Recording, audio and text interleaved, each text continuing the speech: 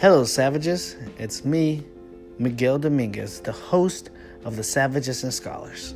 I almost forgot my name there. I almost did. I was about to say Juan Pedro Sula. I don't know who that guy is, but that's what I was about to say. Anyways, today's intro is going to be very short, just a little bit of housekeeping. Today's podcast is actually pretty good and very commensurate because it's the first time that we actually have the good audio. We bought the mics, we bought the stands, we have the couches, we all sat down, we even had a guest. So you guys will probably really enjoy this podcast. I hope you enjoyed it as much as I did because I do this for fun. They're like, hey Miguel, are you doing this for money? Nah, I'm doing this to hang out with my bros. Hang out with my bros, say crazy shit, and hopefully you guys will listen to it. And then we can all be together as my bros. I know you are. Anyways, have a good day, guys. And I hope that you listen to this podcast. You're already here. Might as well finish it. Mama ain't raised no quitter. Welcome, everybody. The podcast has started. I'm your host, Miguel Dominguez. I have here some new people, so I will go ahead and introduce everybody. We have Marie, our guest. Hello. We also have Anthony. Hello. We have Frankie. Hey, he has pizza aids. And we also have Janet. Hi. They're all my co-hosts, and I am your host from the Savages and Scholars. And Carlos might show up. I mean, I locked the door, so it's a little late. Okay, so we'll just wing it. Good. Well, I mean, yeah, Carlos is where everything's riding on, so hopefully. Without him, we have nothing. All right, fair enough. So, how do we start today? So, I did have a couple of suggestions asked by someone. In particular, one of them was talking about cheating and failures. Failures was one that I thought was kind of cool to talk about. And I don't know, what do you guys think? I have no failures. I cannot participate today. I will not be talking. I have no failures in my life. I like that. You're trying to bring up some like suppressed emotions and memories. Like I don't remember my failures because I don't really think about them. Maybe I haven't had that many. Oh, that's interesting. I have a confession. I have a confession. I have many failures. I think about daily. No, not you, Anthony. You think about them daily. Your whole day is Out of all of us, you have more failures. I think I have the most failures out of all of us. How do you know? Like almost every one of us here is older than you. That's true, but I was also a very stupid child. Oh. Okay. I mean, just from what you've told me about your life, the little bit you've told me about your life story, it definitely sounds interesting. Which one? Are you talking about me falling from the second floor to the first floor? Anthony. No. Okay. Like, yeah, definitely. Like you made some questionable choices, you know. But that's how you gain life experience. 100%. It's without the stupid decisions I made as a kid, like as a teenager and everything, I would definitely not be where I'm at right now. I do feel like a lot of people tell me I tend to be more mature than my peers. Like other 20-year-olds, like, you know, are making those stupid decisions now. I feel like I got all those stupid decisions out the way during my teenage years. I see. Yeah. You know, that's interesting because just a moment ago, I thought you said my fears. So you're more mature than your fears. Peers. Man, that's pretty cool. You said peers. Peers. Your fears are very irrational, but you're very mature. You're 21, 22? 22. Yeah. At 22, I had no idea what was what. A jean jacket for sure. Because I was 22 in 1991, guys. Oh, man. That's not true. That's not true. That's a reference to an earlier podcast. If you haven't listened to it, unfriend Y'all me. need to backtrack. Yeah. No, like, you're training jiu-jitsu. I mean, you're not just training. You're a blue belt at 22. I mean, I had no idea what I wanted to do at 22. So just the fact that you're training and you've decided to go quit your 9 to 5 and like do what you want to do. I mean, at 22, I couldn't even fathom something like that, you know. And I wish I could have been in that spot, because who knows what my life would look like today.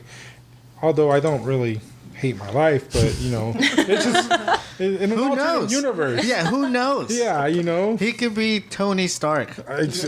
Yeah. Honestly, yeah. I mean, Yeah, you know, it's just one switch. You know, something. You know, you would have turned right instead of left. You would have met the right investor. You would have pitched him on your GMO idea. But You know, I wouldn't count what you did as a child a failure because you don't have the mental capacity to know what you're doing, you know, to know any better. I remember I was thinking about, like, what was the stupidest thing I did as a child? And so this is the first thing the first memory that came into my mind. I tried to walk up a set of like concrete steps wearing rollerblades. Like, you know, the ones that have like the four. oh, I was like, I can do this. you're just so determined to like do it that you don't believe of the stupidity until later on when you look back on it. Later on, when I was on the floor bleeding from my knees, I was like, oh, that definitely was the worst idea. Was there a rail anywhere? No, there was nothing. It was just like Stairs. it was just like Random concrete stairs? steps. Yeah, it's like, there you was better just- be good at this or you're going to bomb. And that's what happened. Yeah, Really, life is just a variation of that, I feel like. You attempt something and you don't know what you don't know, so you're going to make mistakes and you're going to fail. So what do you do after the failure? Really, that's the question. I mean, do you kind of tap out, you know, sit in the sidelines, or do you kind of learn from your mistakes and grow? You don't tell anybody. Keep it to yourself. Yes, you clean your own wounds. Even if it's stupid, even if it's not. I want to point. Internalize all your wounds and become worse for it, right? Bitter. So Marie is also doing jiu-jitsu, and she's 20. She's ahead of Anthony by 2 years. So take Anthony, that, Anthony. you can leave now. Sorry, it's my podcast. Look at I'm me. the main host. Look at me. She is now the host with the most. Most. Was there any moments that you guys had growing up where you like look back on it and you're like, I shouldn't have done that? Tons. Oh yeah, totally, dude. Tons. A lot of them are awkward moments, you know, especially talking to girls. I feel like every man has like multiple stories of talking to women. I think it's a big part of our lives, honestly. It's a big part of a man's life to talk to a woman, since that's like half of the population. I wanna just ask. I don't know if this is true or not, but whenever y'all talk to like women, even if you don't think that they're like cute or you're not trying to hit on them, like, do you subconsciously or on purpose try to like show off, or, you know, like just kind of like talk yourself up in a way where you're like, okay, basically you're just trying to impress us with your talk. But our talks. Can I comment on your this fancy too? Yes, talk. please, Marie, because I'm not crazy, right? No, was happening- This is good. This is good. this happened to me like yesterday All right. actually. I was walking my dog and we're in like in a new apartment, so we haven't been in that area often. But there's a little corner store and there's usually a lot of men buying beer and things like that. I just went around the corner and some dude like comes up to me while I'm with my dog, and she's not the best when it comes to meeting just random people on the street, right? And he's like, oh, hi, habla español? I was like, no, like, How dare you insult how dare you? Like, okay, I look Hispanic. That doesn't mean I speak Spanish. And But you then- understood what he said. That is part of the I understood. criteria. I was just trying to play it off to see like what he would say. He's like, "Oh, I'm just a tourist. Like, I'm just trying to see. I saw Oh, your gosh. dog, and I wanted to see like what breed she is." And I was like, "She's a bull terrier." And then my dog started growling and started barking and started trying to charge at him. And he's like, "Ooh, está enojada. She's angry." And I was like, "Yeah." And I just Yeah, he was definitely trying to show off. Yeah, for no reason at all. No, I'm joking. That's not. There's no showing up in that situation. No, You know what but was he gonna felt happen? like he was. He felt confident enough to I talk to feel- you. How dare he? But I feel like he was just throwing things out there to talk to you. Yeah. One, I'm a tourist. So please help me. You know, like have an excuse to join me in my, you know, help me get to know this. I city used or to have a theory that girls like teaching, so I would. Jeez. And Is it because all your teachers were women? Is that what it was? I Two. assume so. Two, mutual interests, dogs. He was just throwing stuff out there, you know. To have a obviously. conversation with you. Yeah. Yeah, I was just trying to mind my business. I just wanted to let her go pee and then go Yeah. back inside. How dare he talk to you? No, but honestly, like I know you're taking it as something funny, but it's actually something that's very annoying. Oh, of course. Because you know, like what gives someone the right, not just men, mostly men though. What gives them the right to go up to someone who is just minding their business and be like, "Oh, I want to go talk to her." Like in a normal situation, that sounds creepy. Well, I mean- if you're in a club, if you're in a bar, I'd be like, okay, I get that. I still don't want to be bothered, but still, Man. it's All right. uncomfortable. We're coming from totally different spaces. Because No, but that's a good. But because you're a man. not because I would do this, because I wouldn't. But I do understand why someone would do this, and I think that we shouldn't be so harsh to critique someone on these, these actions, because this person, you don't know. You know yourself, right? You know yourself, you know who you are, but you don't know if at the right time and place, meeting the right person, that would have been a great conversation. You have no idea of that kind of thing. And then just like, you're minding your own business, of course, you're doing your own thing, but giving someone 5 minutes allows you zero, I guess, it doesn't take away anything from you. That's true. I see what you mean, and like that is how you meet new people. Yeah, right? of By course. striking up a conversation with a stranger. But hear me out. What about, here's an example. There's this dude, right? That's in my physics class. He sits right next to me. Does he hit on you? No, I don't think so. I don't So think he's does. bad at it. That sounds like there's a possibility. Yeah. It could be, but this is how he is with everybody. He interrupts the teacher to talk, and he's like, "Oh, you could also write the equation this way." And I'm like, "Dude, you're not." Yeah, I'm like, "Oh Sounds like God." a winner. And it's like, "Okay, we get it. You're smart. You know what we're talking about." And then we were walking out of class, and he's like, "Oh, there's some stairs here, but if you want, you could use the elevator at the end of the stairwell." And I was like, yeah. I didn't tell him. I've been going to the school for 2 years. Like, I know where the elevators are at. But yeah, so there's people I thought that they just want to talk just to talk. But they just want to be know-it-alls. I understand what you both were saying, but there's also the situation where if I was with him walking anywhere, no man that would approach me by myself would talk to me. No, they I want wouldn't. to know the code. So, and I feel like that would happen to you too if you're walking with Miguel. Even if you're walking, Yeah. even if you're not even like being like, if you're not holding hands, if you're like not hugging or something, like you're just walking, they wouldn't approach you because I feel like sometimes men respect that there's like, oh, Another man. there's another man there, so why would I disrespect them like You know that? what that means to me? What? That women need to be the ones that approach men more often now if they want to like strike up a conversation or to like start like dating or hitting on men. Anthony, no one can see you shaking your head. There's no cameras. It's like I have an Not opinion. yet. We haven't had the technology yet. 100%. I think that would be very helpful in a lot of ways.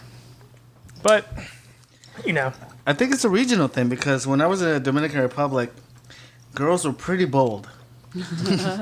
100%. You know what? I've been caught in really awkward situations where girls have. No way. Yeah. you would go in awkward situations. Oh, let me tell you a little story. All about how. Here we go again. More. No. Well, I'll let Jana tell this one. All right. No. That's embarrassing. Was it about me? No, it's about me. Oh, okay. No, then I'll tell her. Okay. Which one is it? It's, the one we went to. What's the name of that pub? Oh, Molly's Look, Pub. well, quickly, gather your thoughts, and I'm just gonna interject a little something while y'all doing that. Yeah, go ahead. On that guy, I can see it Oh, from there's both a sides. throat Marie. clear. I can see it from both sides, Marie. So, like, if I'm at the mall, walking the mall, and you know those guys on the kiosks or the ladies in the kiosk, they'll just kind of jump in front of you and try to pitch their products at you.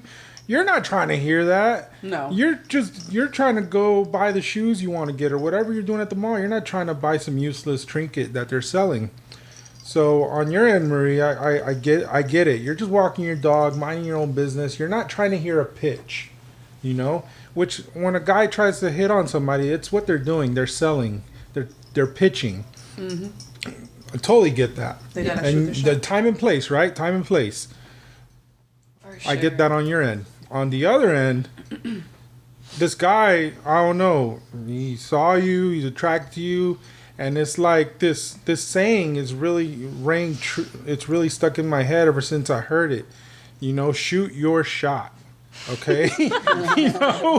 you know, don't have any regrets in life, okay?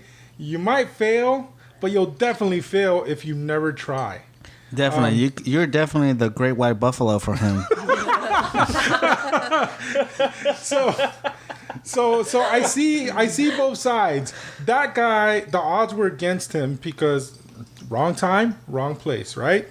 But hey, he had to try, I guess. You See? know? I just want Marie to agree, all right? In reality, it's Marie's fault for being really pretty. You shouldn't be so pretty if you don't want guys to talk Yeah, to you. you gotta tone it down a little bit, all right? Please. I'm sorry. I guess. I guess I might have to. Don't brush your teeth one day. I can't mess up my hair because my hair doesn't really move from where it is right now. So Only wear one sock. Please don't listen to this advice. That is a clear. All right. What so, did you say, Anthony? Please don't listen to this advice. Only brush your teeth sometimes. Only So, brush your teeth on Wednesdays. so Miguel, you were in the Wednesdays. Dominican Republic. For what? I don't know the story. There's a couple of stories started. I'll end them all, but Go ahead. No, yeah, go ahead. The one y'all were gonna The gather. Molly- the Molly's Pub one. Oh, Molly's Pub. This is not in the Dominican Uh-oh. Republic. Who is that? Ooh, Is that looks a like new player entering into the game? Ooh, we have a guest Come coming in. in. Come in. Oh. Hey. It's Is the host the prodigal son has returned. the prodigal son, Carlos? Carlos is here. Hey, Carlos, we have a little seat just for you. yeah, we're live. We're live Just right jump in, now. man. Just jump go. in and Sit down. Yeah, that's your mic. just talk when you feel the need. We already got something going. They were telling a story that happened in Pub de Mali in Dominican Boot Republic. de Molly. Yes. That's the name of it in the Republic. Sorry, I moved It's it. not in the Dominican Republic. It's here. Okay, in my head, that's what's going on. Okay. Well, Go. I'm telling you the story, and it happened in America. Okay. So, I'm gonna tell the story in the best way that I know because I only have a certain amount of the information. Oh. But there's more information to be had, and this could be portrayed by Janet. So I'll let her deal with it. All right, so me and Miguel and I, we're hanging out with our friends at Molly's Pub, right? And we're drinking and we're having a good time. So mostly it's just a bunch of dudes and myself and Miguel and my friend Ashley. And so me being the nice friend that I am, I go and I find these two girls to come hang out with us so that my friends can have, someone to talk to, maybe, I don't know, have sex with. I don't know what they do. But Whatever these women. goes down. Huh? Yeah, I mean, I like how happens. honest you're being about that. I'm a really good wing woman, right? Obviously, because I got them to join our group and we were having a good time. We were playing darts and drinking, and they taught me how to drink to get more drunk. You drink vodka with water. You mix it up, and then it's kind of like okay, whatever. The point of the story is, so I'm like, all right, I did my job. I got my friends, these two girls. They're these two cute girls. Let's go. It's 2 a.m. Ready to go. And I'm like, okay, where's Miguel? And I'm looking, I'm saying bye to all my friends. And then I look, and then this girl is talking to Miguel. And I'm like, oh, I guess she's saying bye to him. Nope. She goes up to him and she kisses him on the mouth. And I was like, what the fuck? What is going on? I was so mad. Miguel, nice. No, not nice. All I gotta say is she shot her shot. Okay?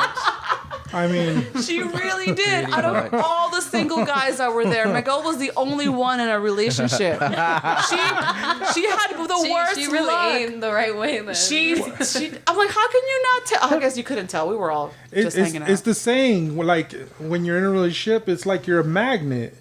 You know, like girls will be attracted to you when you're in a relationship, and when you're single, it's like you repel them away. Have y'all heard of that? Yeah, it's that want, it's that Yeah. the frenzy. 'Cause you're I off was limits. obviously the most confident male there. You might even say alpha, but I'm not gonna throw that out there. Oh yeah. That I mean, What do you even do in that situation? What did you do? I could tell you what I Just did. follow through. Go with it. Let it happen. I mean, no. I was perplexed and flabbergasted, and I did not know what to do. You stuck your That's tongue it. out. That's the wrong reaction. That's not what you do. I was like, oh God, what do I do? This is a weird situation. I had, by the way, up until this point, I had almost 3 sentences with this person. Me and this person That's awesome. had no connection at all. Your game is that good. It Obviously, took you y'all 3 had some sentences. connection. It's because I'm really funny, dude. I've seen your comedy. I can vouch for that. Thank you. You can kiss me at the end of the night too. No, Shoot your shot. unless you want Miguel to get slapped for being a hussy. I So mean, what did you end up doing? Did you get when slapped see that night, Miguel? Yeah. Well, obviously, I got mad at Miguel because it was his fault, right? Of course. Right? Yeah. How is this poor girl? She's all drunk and confused. And Miguel kisses her. And Miguel's like taking advantage of her. No, it was the girl kissed him, and I guess in what happened, he didn't know what to do. But in my brain, I was like, you could have just pushed her away, or hit her, or tripped her, or something. hit her? Yeah. I don't care. I don't care about this girl. I was just catching them feelings, but she was about to catch these hands. You know what I mean? You should have just choked her out right then and there. Go to sleep. That's great. Yeah, I so- love that happened. No, it was. I mean, I feel really bad for what I did. I did slap Miguel because I was kind of pissed and I didn't know what else to do. I mean, he You got slept, to, wait. You slept them when you got home or when you were there? I don't remember. It was there. Oh yeah. It was kind of. He sure remembers. Yeah. I think it's fair enough. You can't let him get away with it. Something you got to get something. I was drunk You gotta too. let That him was the know. only feeling that it seemed right. I mean, at least y'all didn't break up or something. Yeah. So. And the thing is just like, I don't even know that girl's name. I had no connection. But why? But why? Why did she pick She me? probably was feeling Miguel. I don't know. Like, Well, people like it tall, dark, and handsome. I have 2 of the 3 qualities that people tend to like. I mean, they do call you the I am tall and dark, Dominican Drake. Dominican Drake. That's what they call you. I mean, for it's not for nothing. Like You we know? have really good luck, huh? Oh yeah. So before you got here, Carlos, we were talking about failures. Would you Oh, like to shit, share yeah. any failures that you've gone through? Failure.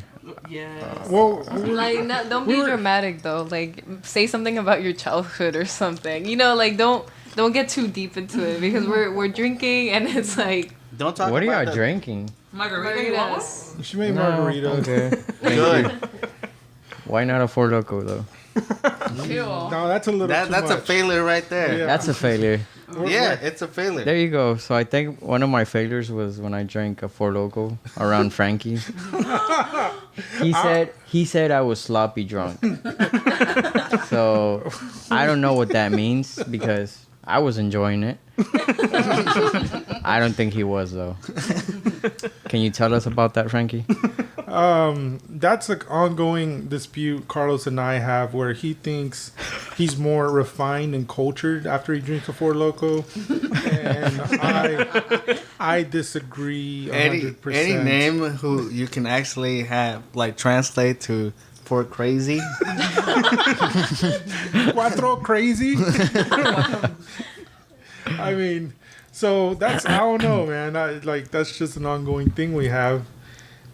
Maybe it's a win for him, a failure for me.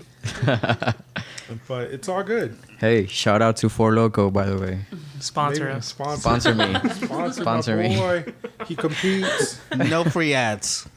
None. All right, they edit gotta that sponsor out. us first. We'll edit it. Edit that out, right? We're editing it out.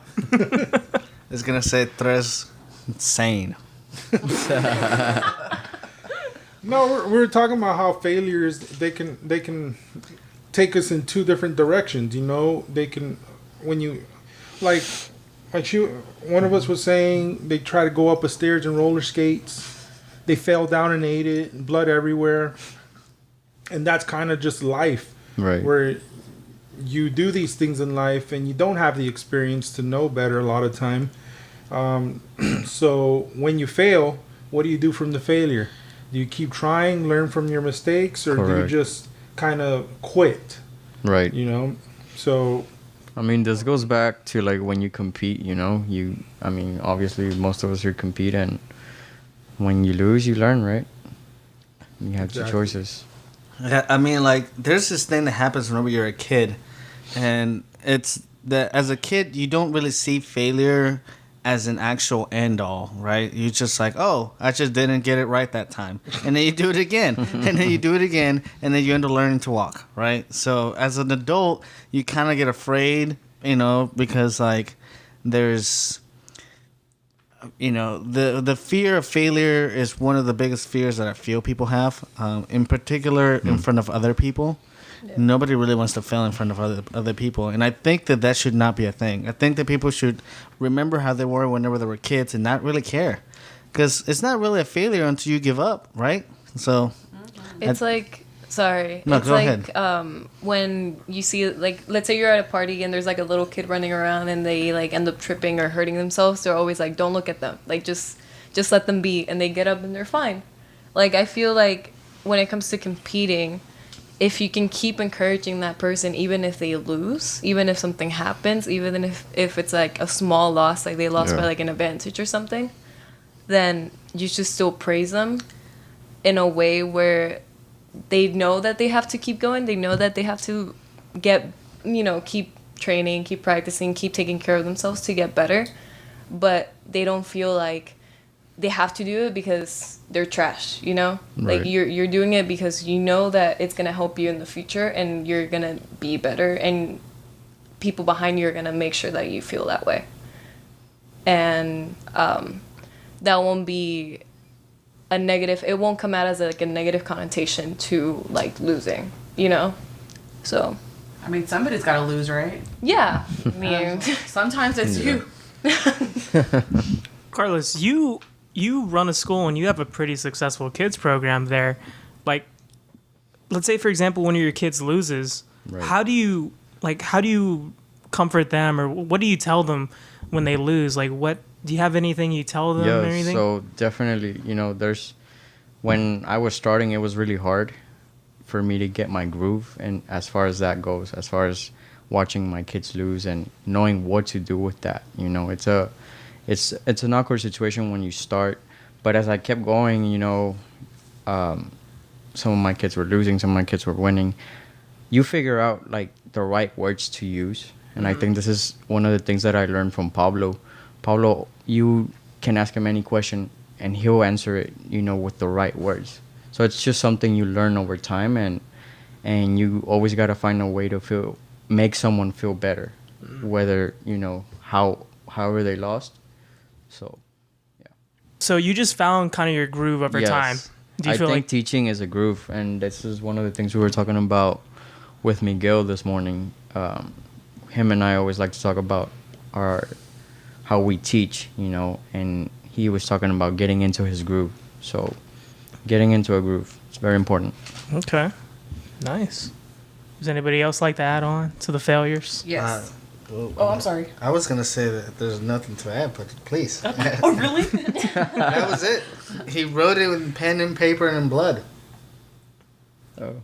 Well, like at my job, I kind of have this role where I'm like a supervisor of like 3-4 people, and it's really like, okay, it's hard to remember that as soon as I walk in through that door, like I have to be on, right? Like I can come in tired and you know, like a hungover or whatever, but like I can't let them see me like that, right?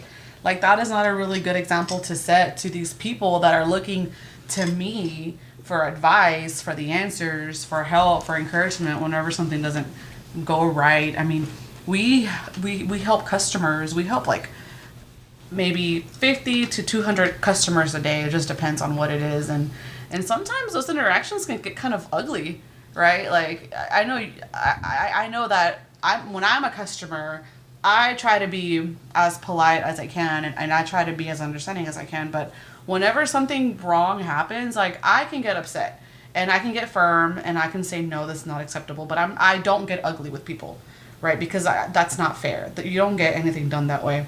But that does happen to us.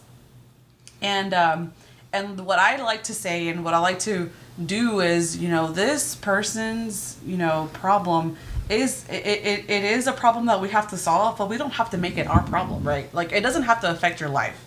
It doesn't have to, you know, make you upset or make you cry, or you know if you do something wrong, then you're like, oh, I'm sorry, I messed up, but I can fix it. You know, they can always be fixed, right? It's like there's really nothing that you can do that you really can't come back from unless you kill somebody, but you know, that's besides the point. That's going too far.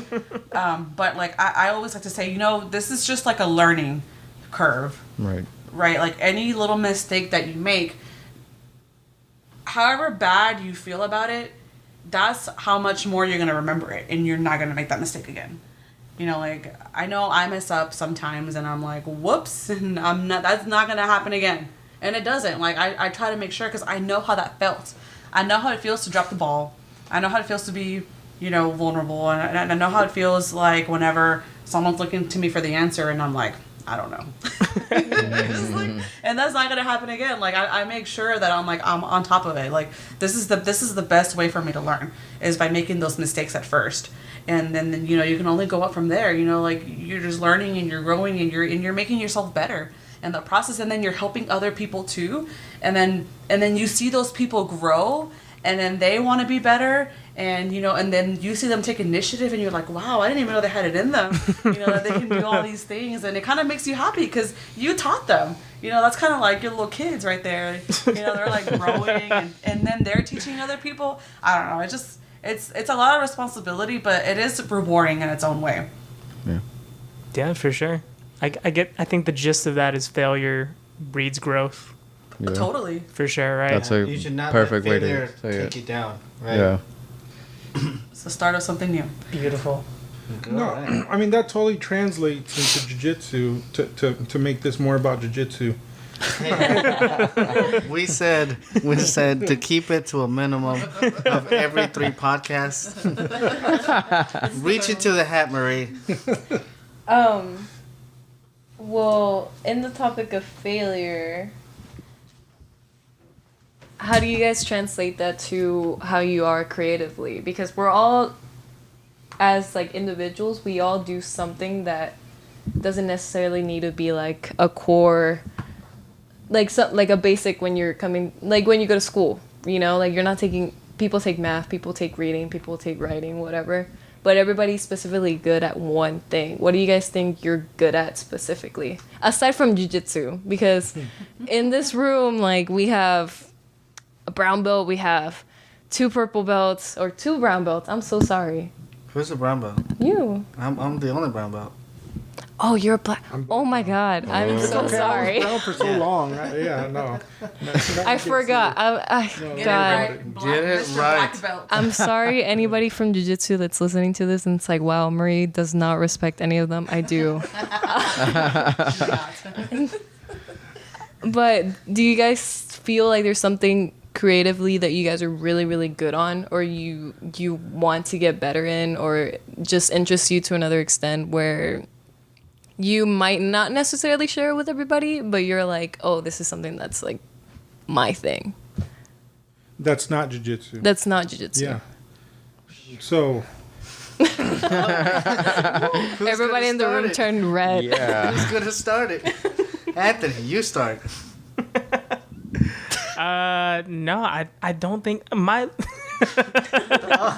I think all of us got a little uncomfortable at that question because I think for the most part, a majority of us here were just kind of like very jujitsu oriented. No, Really? I mean, No, like, he's only a black belt. He's only stuck with it at least 7 years. no. I'm like, Oh, there's a clue. yeah. Google AIDS pizza and you'll get it. So, like, I'm a jiu-jitsu black belt because I've been doing this like a little over 10 years, but I do have other interests. Like I used to be a mechanic, so I tinker around with my truck. I have a vending machine business, and those are things that I haven't really gone all out on, but I feel like I should. And when I do well in those things, it feels good. I guess when you do well in anything that you invest in, jiu-jitsu or business, because I think you're starting your own business, right, Anthony? Is that right? No. I'm not sure what it is you're doing. We'll give you a chance to elaborate. You're doing on something, that. Anthony. I can tell. Something's being done. Like this whole time I've been like doing a job, I've been kind of trying to grow a business, and it's been slow going, I guess, because you're just you only have so much time to put effort into. But in vending, I try to do that all out. When I have a location, I try to put the best machines, give the best service. And when I don't do that well, I feel bad. And when I do well and get compliments, it feels good. Or when I get a new location. So, By the way, the coconut water at Collar's Gym, pretty good. yeah, I like it too. Only one way you can get it. But I mean, You it's get hard yourself a vending machine. Put it in your house. in my house and charge myself. Pay $2 for it. Charge yourself whatever it is that you want to charge you. But I mean, yeah, just growing my business and tinkering with it. It lets me be technical because I guess I like to know how things work and I like to fix things, and that's I guess glorifying for me, or it feels good when something's wrong and I figure out what's wrong. So I guess I guess I'm kind of a technical minded person. I hate the term mechanically inclined because normally people who aren't good at mechanics say that. That's a term that people use? Yeah, I've like never heard that. when I was Yeah. a mechanic, when I was an actual mechanic, random people will come up to me, "Hey, I'm working on my truck and I'm mechanically inclined, and I've been doing this and this." And just from hearing them, I'm like, "You shouldn't be touching your truck, sir." So I really, but You want to know where to put the headlighter fluid? yeah, exactly. But I guess that's outside of jiu-jitsu. That's kind of a thing. I like to be technical with things. So what do you do for work if you're not a mechanic anymore? Oh, I'm a truck driver, I guess, to put it simply. And I've even struggled with that term because I feel like there's a negative connotation to truck drivers. So I used to tell people that I'm in logistics. You know, but no, I need to own that. I'm a truck driver. I own my own truck. I fix my own truck, and I'm pretty much, I guess, my own business. But it's not the business I want to do. I want a business where like I don't have to work as hard. Mm-hmm. That's what the vending machines are for. Mm-hmm. And down the line, I'd like to try other things that are similar, where I don't have to devote 8 hours a day, Like 10 the hours a stock day. market? That's really complicated. I feel like that doesn't lean into my technical curiosity. You're more mechanically inclined. So I'm always on the lookout for opportunities. But the minute I hear like that, it sounds like a job, I don't want to do it because I already have jobs. I've done jobs. I want to learn things, that where I can grow exponentially with minimal effort. But I guess that's the catch-22 in life, right? How about you, Marie? I would say I like to be organized. Like I like when things are aesthetically pleasing. Like right now, this past summer, I've been working with my dad in building up our company, our insurance broker company, and I've been doing all the marketing for it, or at least like all the, the website design, all the information, making all the business cards, all the actual marketing material that we're planning on handing out, all the posts that we're gonna start putting on Facebook sometime soon. Like he does the whole part of talking and selling. I'm not a part of that world. I've always worked in in the food business. Like I've been a server, I've been a barista, I've been a supervisor kind of under, not officially, but because of how like the dropout rate is for that industry, I've kind of been forced to, do a bunch of work and not get paid for it. So I left that at the beginning of the summer, but he has given me the freedom to actually go and take things into my control and actually make it something that I know is gonna look good. I know it's gonna work out. And it's pretty interesting so far. We're slowly trying to build up from there, but I feel really good about it. I feel like it's gonna kick off and it's gonna keep running later on. But when it comes to me liking things are aesthetically pleasing and having things organized, I'm actually been also looking into getting my bachelor's in film. So going to a school to actually learn how to work in movies, produce, do the marketing, do camera work, do the cinematography for everything, and just focus on that for, I think the program's like 20 months, it's almost 2 years. I'm finishing my associates right now, but I've always been interested in movies. I've always been interested in all the artistic aspects of it.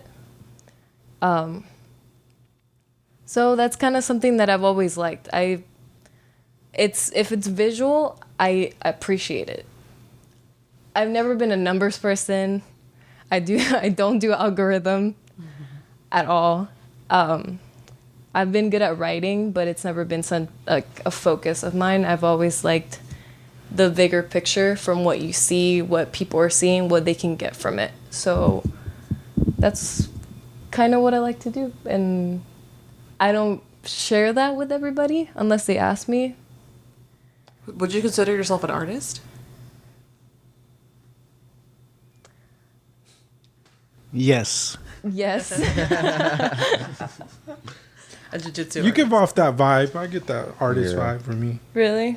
I mean, Yeah, you look pretty chic.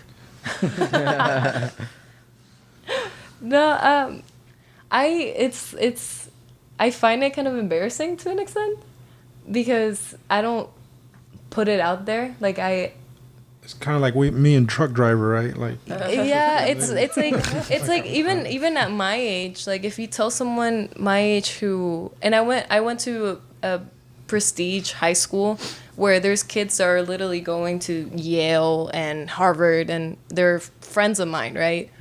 And I told them like, oh, I'm going to a community college and then I'm planning on studying an art degree because no matter if it's film, no matter if it's communications and marketing and digital marketing and whatever, it's an art degree, quote unquote. Mm-hmm. So it's looked down upon already because it's not business, it's not... I mean, it has that connotation, right? Where you're not going to get paid I imagine you're lazy and, you're kind of creative and nobody wants your stuff. Yeah, for sure. Yeah, but, I mean, from what I have seen, it's not about what your degree is. I think it has more to do with like your personality and the kind of person that you are and how much work. Interest. Yeah, like if you want it, you're going to get it. Like, it doesn't matter how good or how bad of an artist you are. And I'm not saying you're a bad artist. That's not what I'm saying. But it's just but if you really want it and if you have that drive, that's really all that matters, right? Yeah. Like you could. I mean, like there's people that I know that they have they're like the calligraphy that they do like for like jewelry stores, and they get paid so much money. Yeah. And it's like, and it's just like, I don't want to say it's just calligraphy, but it's just calligraphy. Yeah. It's just calligraphy. Just calligraphy. I mean, like, I can't do it. But. I think I feel I kind of think what calligraphy. you're saying is it's the degree counts for something, but really the result is going to be in the hustle. You know, like a lot of people might come out of college and be like, I have my degree, you know. What do I do now? Throw the money at me. And no, it's like, what are you going to do with what you learned? How are you going to parlay that? How are you going to put in the work to reap in the benefits from it? There's something there where I really don't like where like people have this sense of, oh, you have to have a backup plan, or you have to go for the safe thing.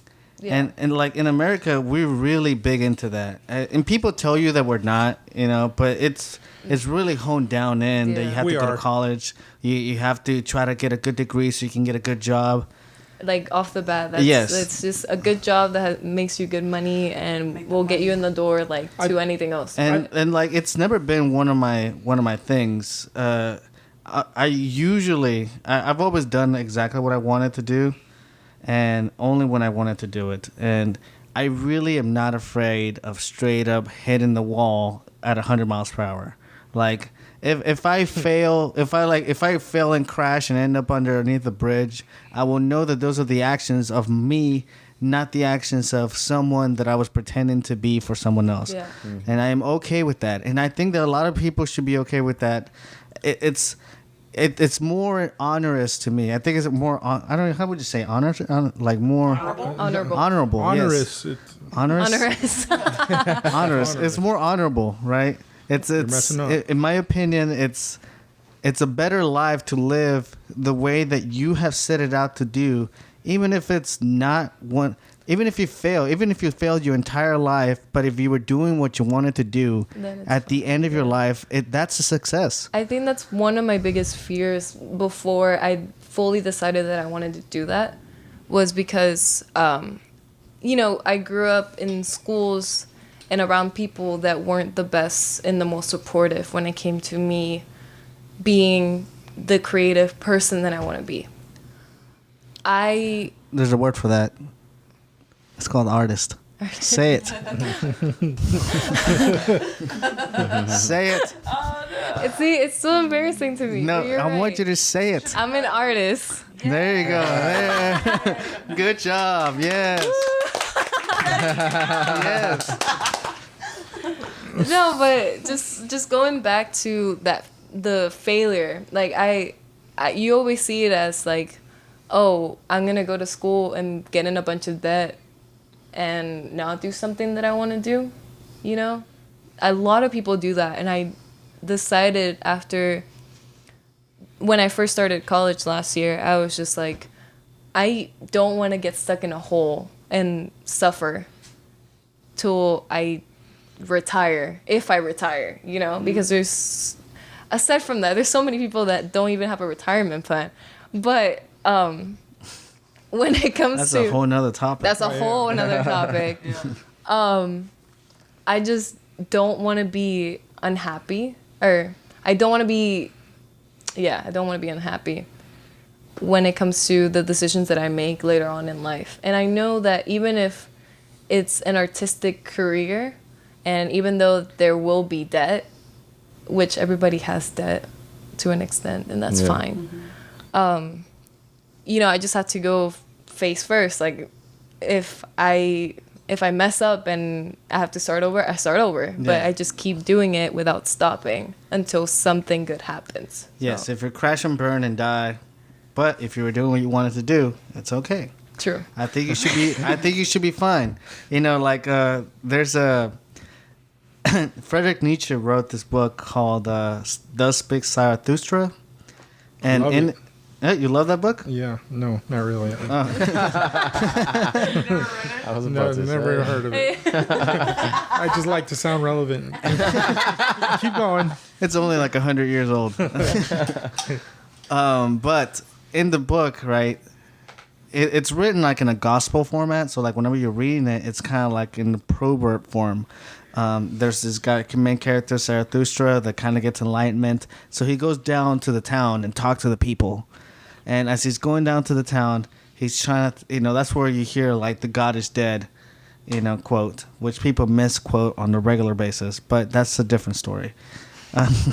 So he goes all the way down, and he sees this character who's juggling, right? And straight up, people are watching this guy juggling, like on top of like this wire, right? And as he's juggling, he's doing this crazy act, and everybody's just like, "Oh, that's kind of cool." And then he falls, and breaks his neck. The dude straight up eats it. And Zarathustra, the enlightenment that he is, he's like, "Oh shit!" and everybody's just like laughing at this dude. But Zarathustra is just like, why is everybody laughing at this guy? This guy was doing what he wanted to do. So he goes over there and tries to console the man who's dying. And he's just like, the guy's just like a little bit scared or whatever. And Zarathustra says like, "It's okay, dude. You were doing what you wanted to do. And you should be proud that you died in this form, right? It's just like, I will remember you, and you should be happy with who you were." I'm paraphrasing a little bit, but that is around that The book ends up saying none of that. None of those words are used. If you actually try to Control F and find any of those words, you will not find anything. But that is the sense that comes out, and I really like that part of the story, because this character died, and like he completely died for what he wanted to do.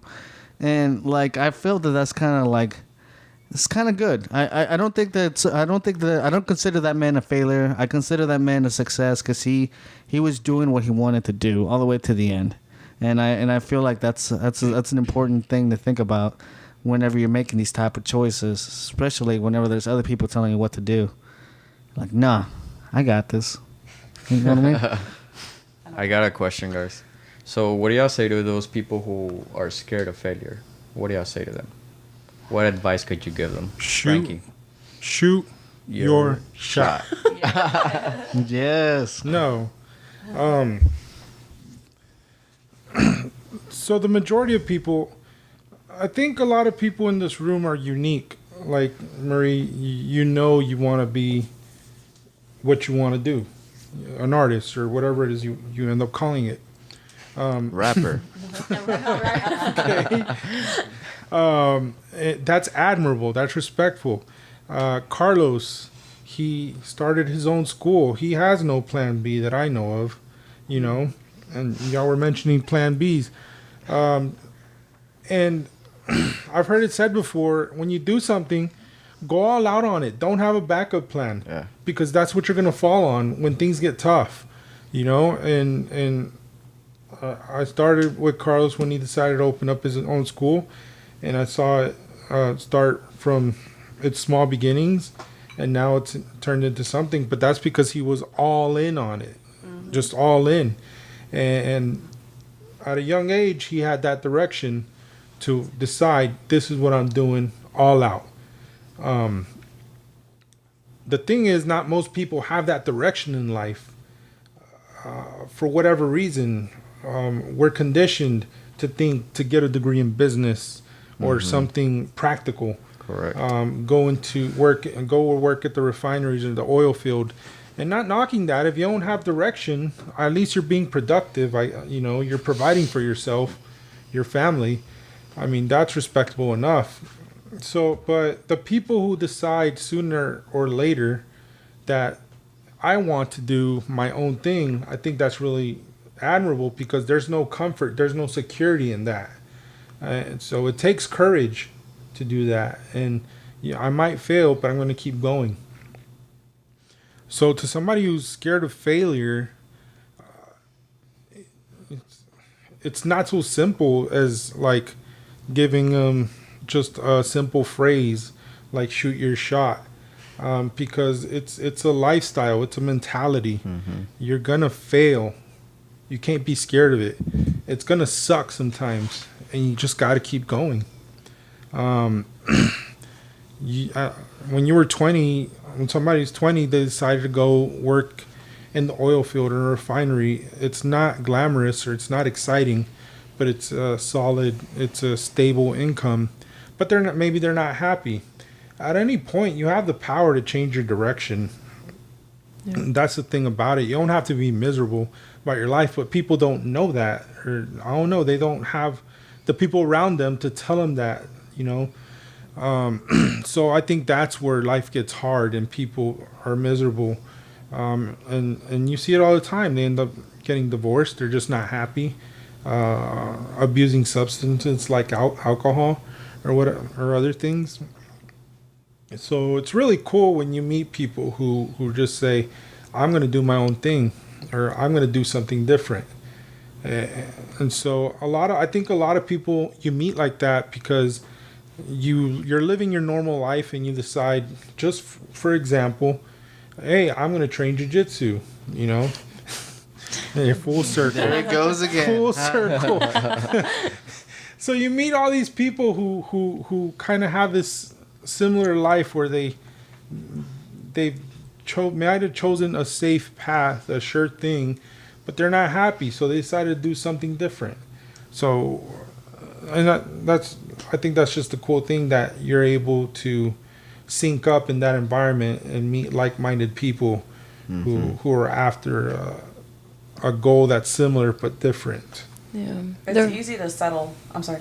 Go ahead. No. Yeah, 100%. I was just gonna say, the reason that we're here is because we all know each other through that same common interest.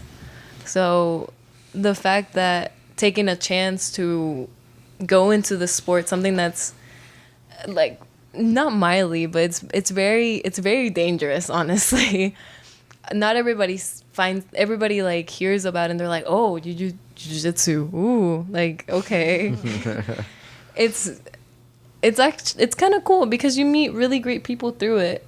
But if you decided to not go and do that class, not go and take the chance to see how you feel about it, then you can lose an opportunity on making all types of relationships with other people, getting any type of opportunity, even when it comes to work, even when it comes to making connections, like networking, for example.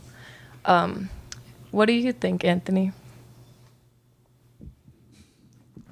In regards to, what are we talking about here? Oh, shit. What do you tell people who are scared to fail? About failure? Failure is going to come at you no matter what you do. Like we established earlier, you fail and it's an opportunity for growth. Correct. You know, that's all it is. You know, go, like Frankie said, you go all out. You went all out with your school. You got to go all out with something if you want to do it. You got to live the way you want to live, like Miguel said.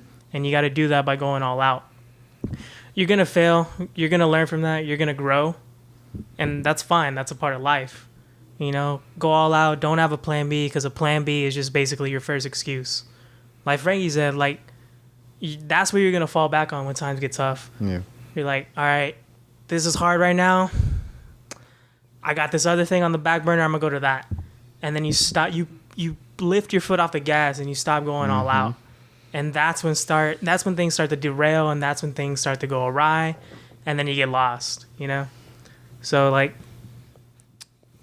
again, like, just go all out, live the way you want to live, do your thing. That's whenever you start doing the drug of life.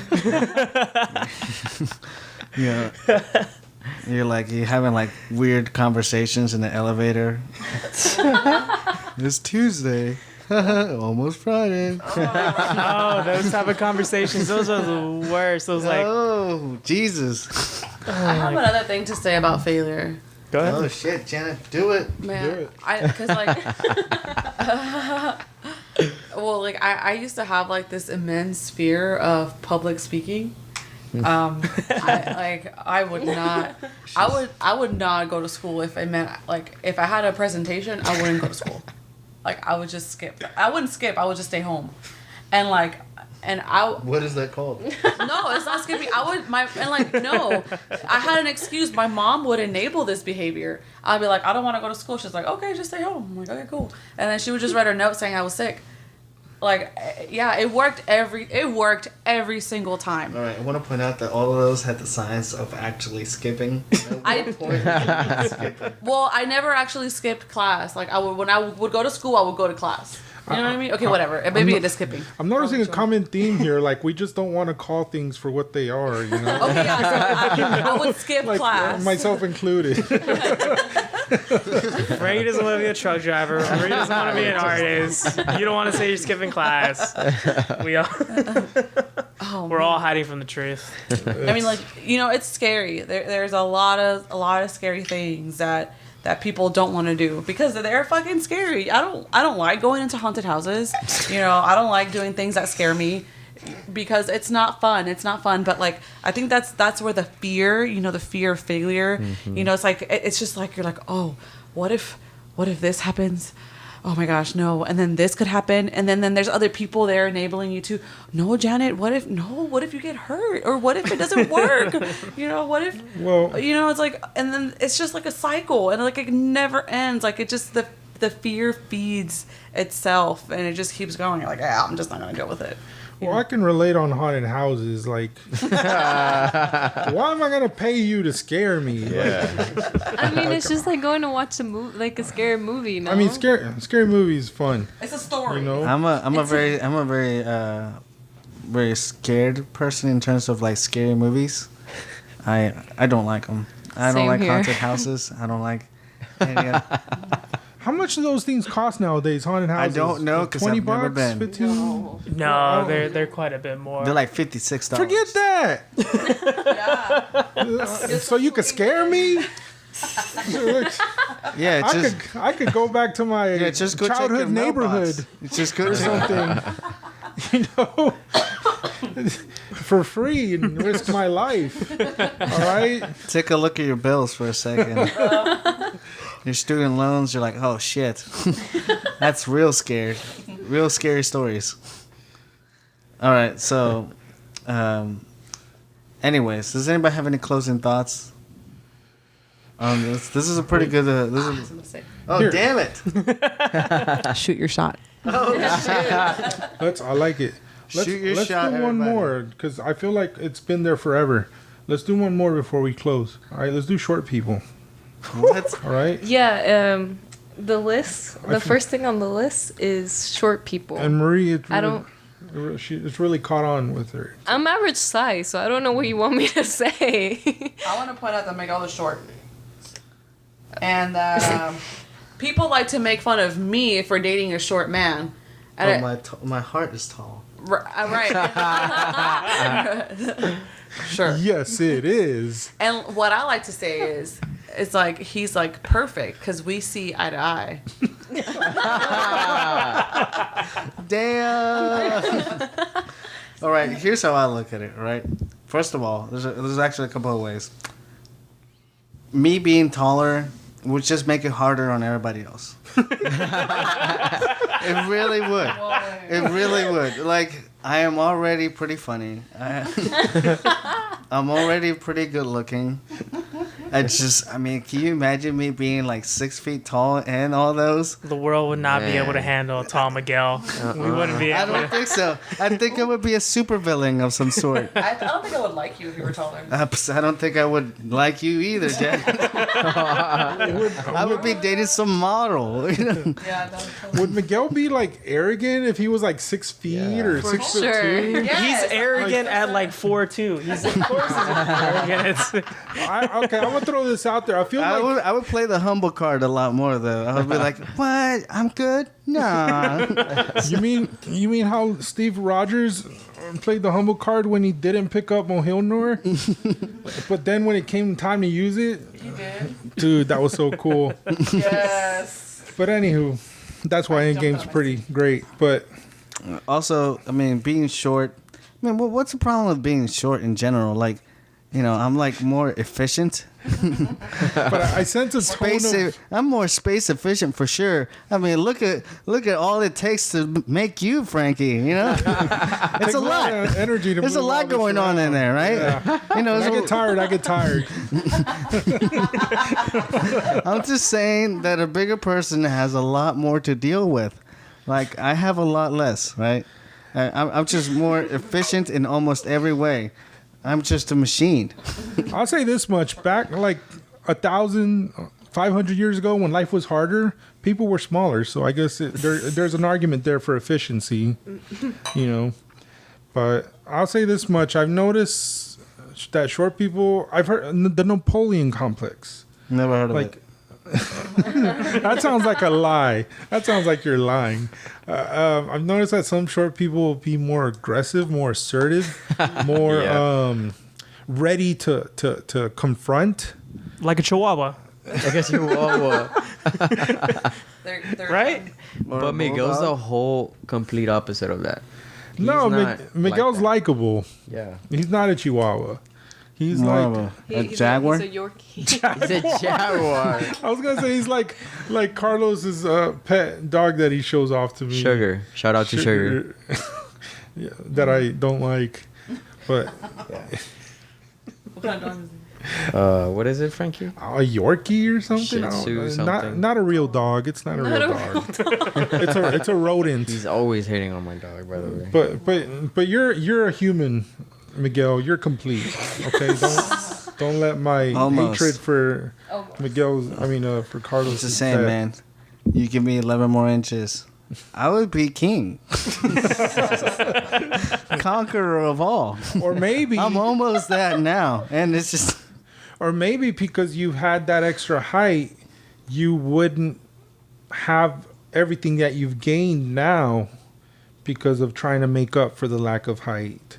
Like you'd be less technical in jiu-jitsu because you're more athletic. You'd be less funny, less likable. It's kind of like the saying goes for like, they say like when a girl's attractive, there's less debt to her or something. Like, of course, it's not That's true. what ugly people say to themselves. I'll tell you that. I'll say that. I've met a lot of like. I'm in the CS program in U of H, and I see a lot of good-looking people who are also smart. And let me tell you, you don't want them around. You want less of those people. There's no need for ugly people. If there's like hot, smart people walking around, you don't. We should be happy whenever somebody says, huh? We should be okay with that because you don't want them to just be like, why are we keeping these uglos around? That should be the name of the episode, Uglos. Uglos, it is. Why do we need Uglos? All right, any closing thoughts? All right. Nope. I think we're good. All right, it has been a great podcast, guys. Thank you, Marie, for coming, and thank you, Carlos, for showing up for the first time in 3 podcasts. Late. This is the end of our Late as show. always. Good night, y'all. Since we have an intro, we need an outro. I guess. I'll come up with some kind of outro. I just did it. I sang a whole. Do it again. This is the end of our show. The podcast you just heard was made using Anchor. Ever thought about making your own podcast? Anchor makes it really easy for anyone to get started. It's a one-stop shop for recording, hosting, and distributing podcasts. Best of all, it's 100% free. Sign up now at anchor.fm/new. That's anchor.fm/new to get started.